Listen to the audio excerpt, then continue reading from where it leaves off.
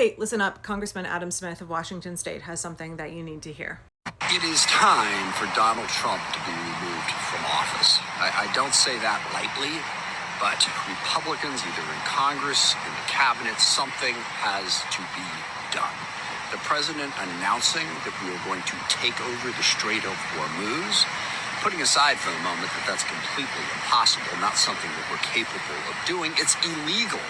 He's going to take over the Strait of Hormuz and start charging people to use waterways. Bedrock principle is the waterways are free. That's the whole point.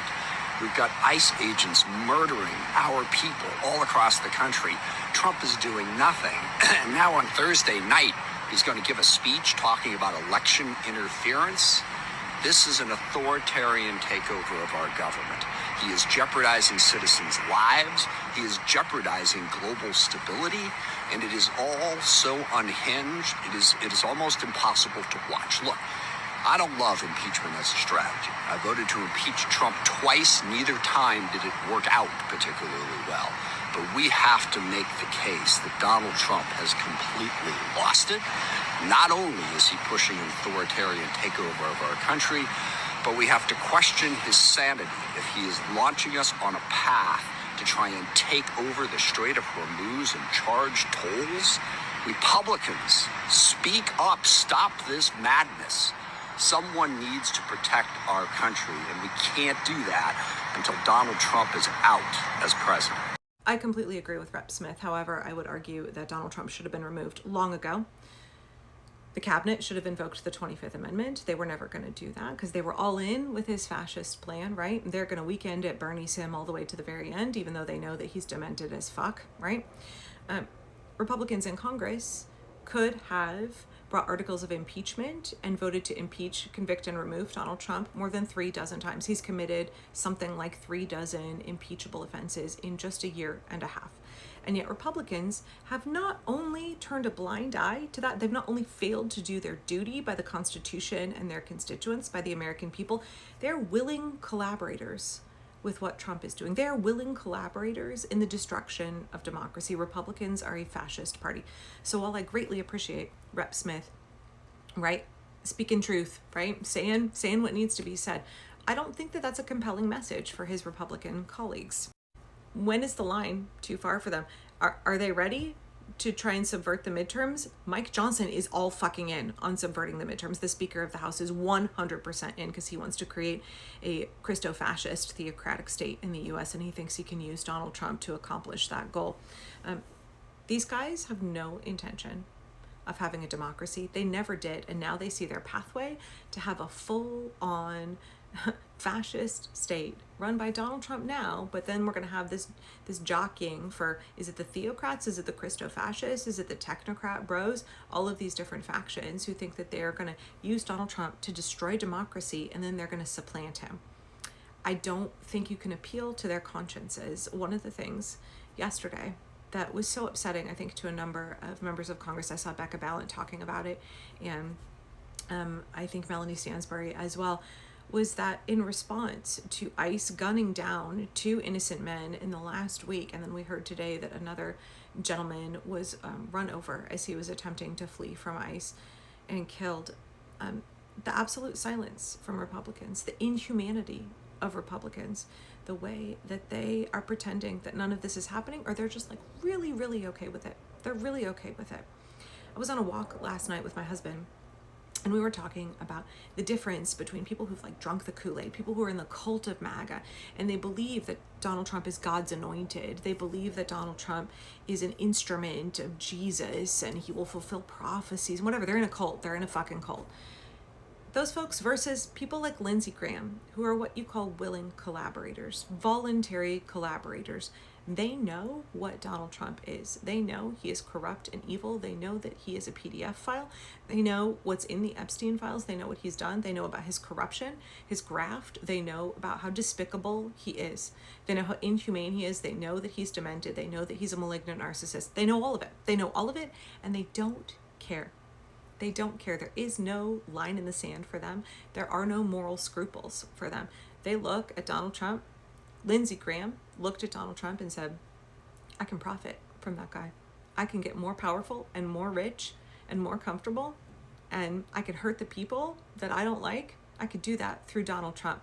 There are an awful lot of willing collaborators in the Republican Party, and I find them far more scary than people who are in the cult of MAGA, because they know better. They know better, and they don't care. They are amoral. They do not care. They care about their wealth and their power, and they will do anything. They will do anything. They will support anything Donald Trump wants to stay in control and stay profitable. I know myself and a number of other creators have thought at some point there's going to be a line in the sand. There's going to be a line in the sand for Republicans. I no longer think that. I think the line in the sand was so long ago, and they all freely obliterated it, right? They ran right over it, and then they just, right? Thomas Massie is a good example of somebody who I find to be, I don't like his politics, but I find that he actually has scruples. He actually has principles, and he will stand up for them. And there is virtually nobody else in the Republican Party who is willing to do that. These are opportunists. These are folks who put themselves and their own greed and their own power first.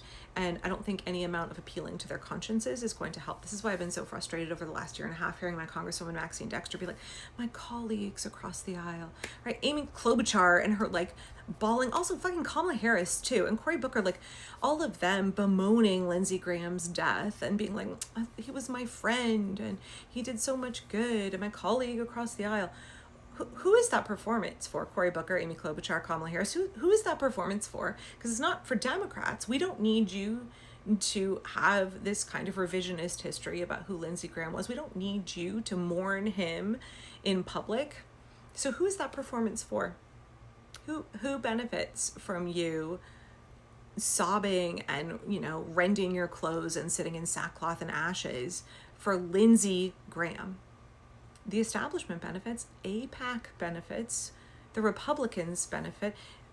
I couldn't help but watch these establishment Democrats behave this way and think like, are they even like Rep. Smith? Are they even really that opposed to what's happening? Because, they're all friends. As Amy Klobuchar said, they're all friends behind closed doors. There's only 100 senators. They're all buddy-buddy behind closed doors. I don't think that's entirely true. I think there are a couple of senators who are willing to stand up and they understand who amongst them is a fascist, but like you can't appeal to the conscience of these folks. They have invested in their sunk cost fallacy. They have put all their chips in on Donald Trump and fascism. And so they can't back out now. They have fully committed. I don't think asking for impeachment is going to work. I don't think asking them to grow a conscience when Donald Trump does this announcement on Thursday, whatever he's going to say to try and fuck with the midterms, I don't think they're going to stand up to him. The Republicans in the House, they still are trying to pass the SAVE Act, which will disenfranchise more than 10 million voters, almost entirely women. They are 100% in on fascism. And the solution is not appealing to the conscience. Republicans in Congress are not going to save us. Yes, we should point out their hypocrisy. We should point out the fact that they're allowing all of this to happen. We should point out the fact that they are willing collaborators. We should point out the fact that they have had the power to stop all of this and defend democracy and defend this nation and defend our lives, defend our well-being, defend our position in the world over and over and over, and they've chosen not to do that. Yeah, we should point all of that out. We shouldn't expect them to grow conscience and to save us. Republicans are not going to do the right thing. They should be voted out of office. They should be a party that is no longer allowed to exist after this. They should never, ever, ever have power again, because they are a party of undemocracy. They are a party of fascism. They are a party of unfreedom and corruption. Unbelievable levels of corruption.